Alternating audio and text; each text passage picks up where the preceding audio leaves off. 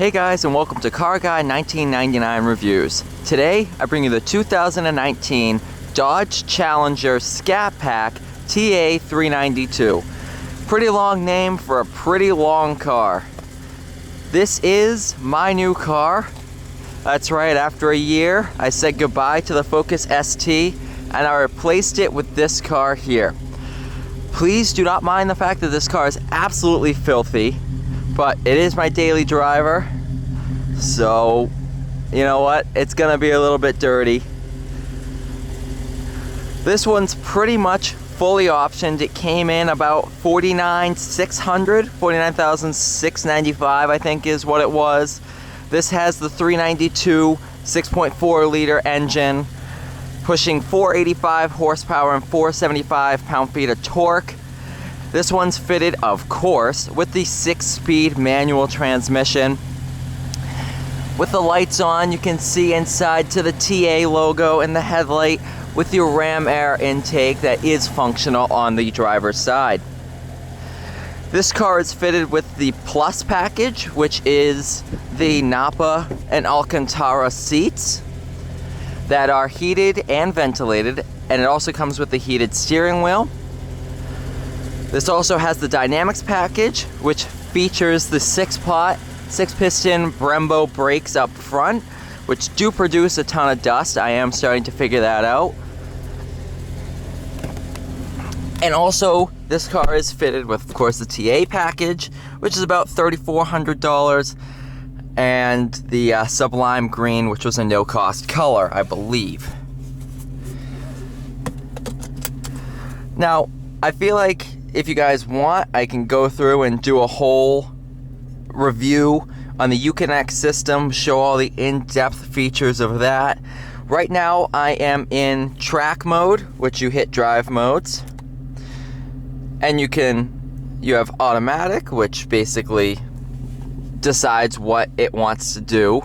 You have custom, which I just set to street mode, that way I have the 3 main modes. Sport mode, which tightens up your steering, relaxes the traction control. Track mode, which is your heaviest steering mode. And traction control, which shuts traction control off and loosens the stability control. Go back into performance pages here. In your performance pages, in the home setting, I have my power, oil temp, coolant temp, and intake air temperature. You have all your timers where you can see your best 0 to 60, your best reaction time, your best eighth mile, quarter mile, and stuff like that. You have your main gauges, which you do have 2 pages of. Well, 1 1/4. Your G-forces, as well as steering angle. Your engine, where you can see power and torque and oil pressure. And I'm going to leave this on the engine dyno, that way for you guys watching the video, it's a little bit more interesting. Your e-brake is a very stereotypical classic car e-brake, where you have a foot pedal down low and your pull e-brake. This car also features launch control, so you can set it anywhere from 2,500 all the way up to 4,500. I won't be doing that now because, well, we're on a public road, even though, as you can see, a lot of other people do it.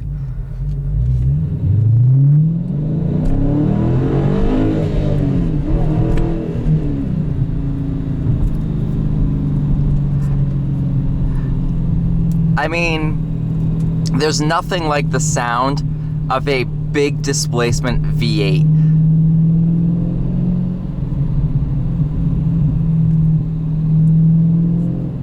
This is just such a raw American brute of a car.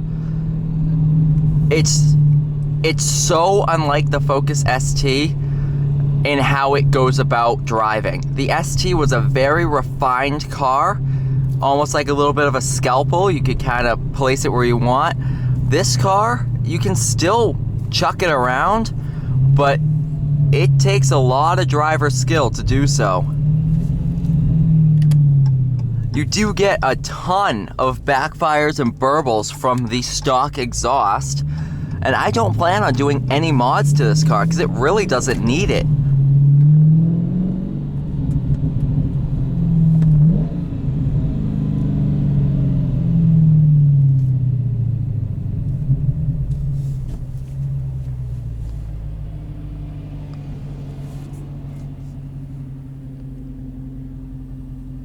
It's actually, the reason I went with the Challenger, I looked at the Mustangs and the Camaros. I test drove an EcoBoost Mustang as well as a GT Performance Pack 1. The GT was a ton of fun to drive. That was very similar to the ST in the fact that it's a very good cornering car, especially the EcoBoost. The EcoBoost actually handled better than the Mustang, which I was surprised, or the GT.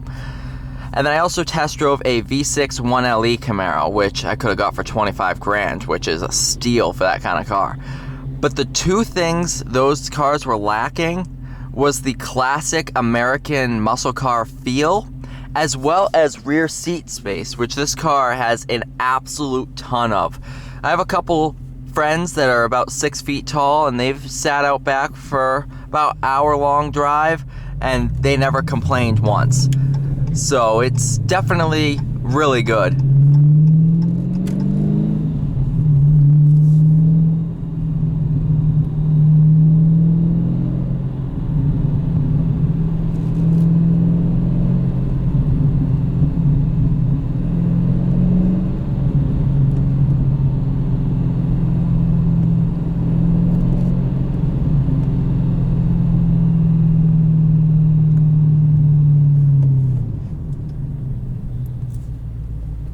These 6-piston brakes are awesome. My peak G-force and just kind of on an off-ramp on the highway, just kind of seeing what it does from highway speeds to a stop, I've gotten 1.17 G, which is amazing. You know, these brakes inspire a lot of confidence, especially for a car that weighs this much.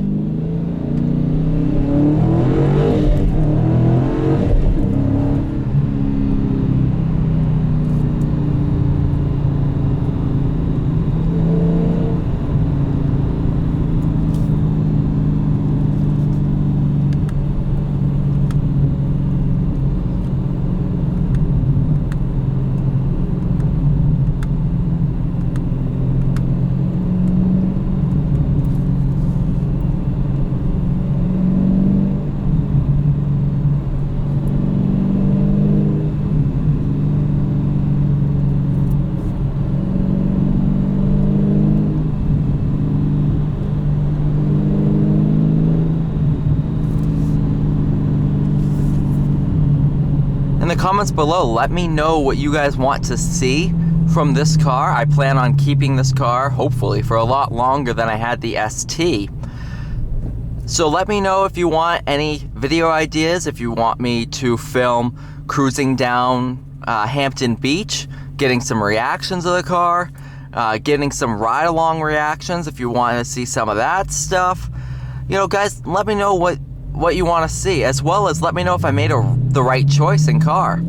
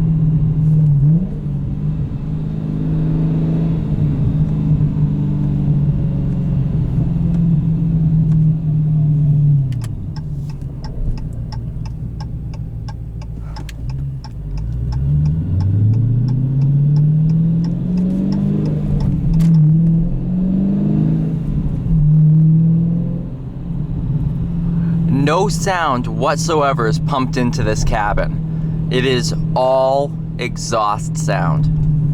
I can put the windows down for a little bit.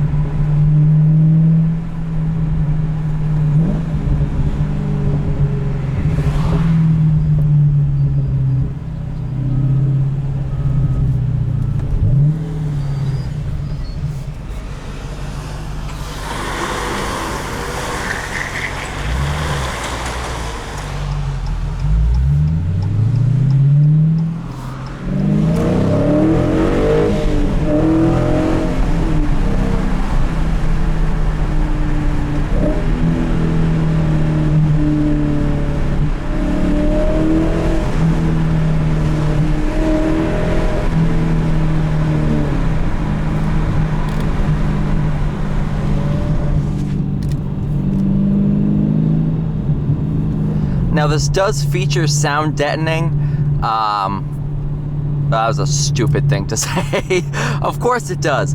When I roll the windows down compared to when they're up, this car, you cannot hear a lot of outside sound. It's actually a very relaxed cruiser, and that's why I went with this car, was the fact that this is an unbelievable cruiser car. It's just, it will do whatever you ask of it. It's a beautiful, practical car. Well, I mean, as practical as a rear-wheel drive muscle car will be in the snow, which if you guys want to see this car in the snow, which I think almost anyone would want to, just to see what would happen with it, I'll make a video driving it in the snow. I made sure to get the all-season tires, which yeah, they're not as good as snows, but when I was going to and from Rhode Island in the ST, I put about, I would say close to 25,000 miles on that ST.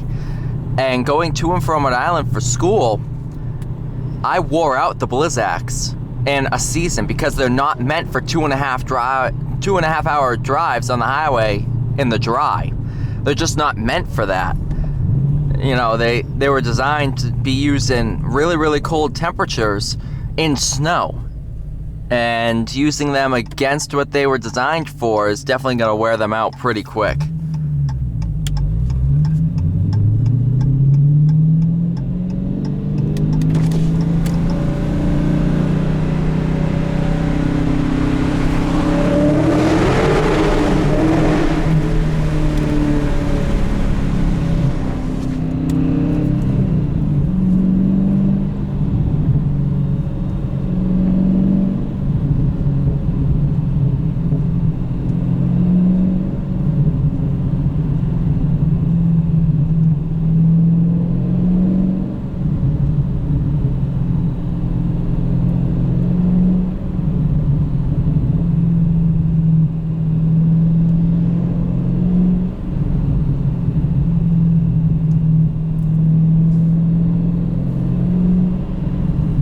And if you want a relaxed cruise,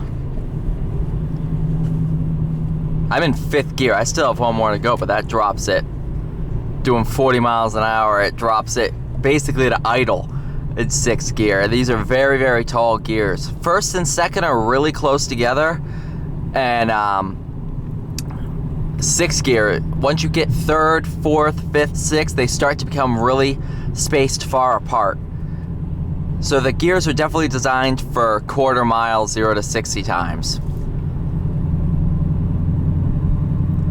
Which Dodge quotes this, I believe, at 4.5 0 to 60, and that's pretty accurate because with the all-season tires on an uphill launch, I got a 4.6 with, you know, someone else in the car.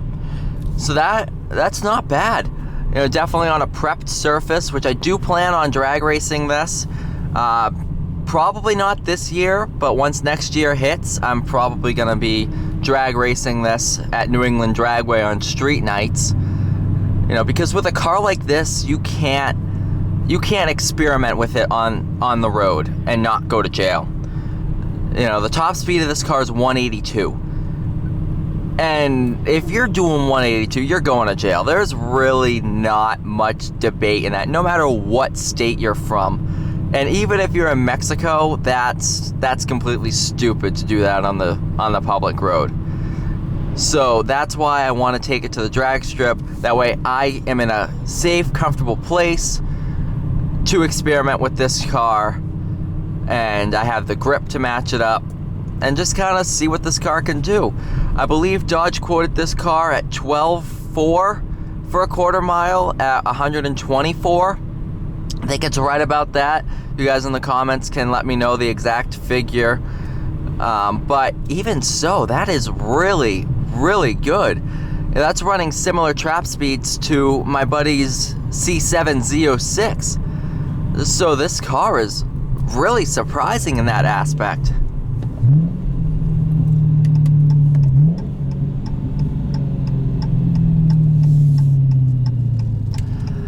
But right now I have, well, 2,400 miles on it. And there's not a day that I do not want to drive this car. No matter the situation. If it's an hour and a half drive, if it's a 4-hour drive, even stuck in bumper to bumper traffic, I love this car. And it's just such an absolute joy.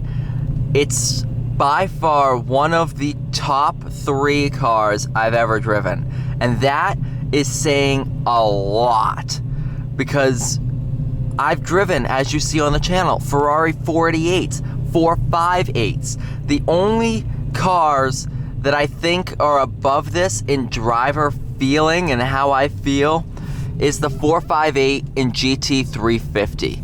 Those are the only cars that I would probably have over this car. The GT350 features absolutely no rear seat space, because I tried to sit back there and I was like the great hunchback of Notre Dame. So yeah, I mean, as a daily driver, this is probably the best muscle car you can get, and one of the best driver's cars you can get. There's really, and as you can see, a ton of rear seats. Well, this seat's all the way back, and I got that, but behind me, I got all that room. Center console space is huge, and in your glove compartment, you have different cubbies. One of my friends drew this picture of the car, which is pretty awesome, to say the least. Follow Kooky STR on Instagram. That's the guy that, his name's Josh. He drew the picture for me. But yeah, let me know what you guys think of my choice. There's going to be a lot more content, hopefully, with this car in the future. So yeah, thank you so much for watching, guys. Please stay tuned for future videos, and have a great day.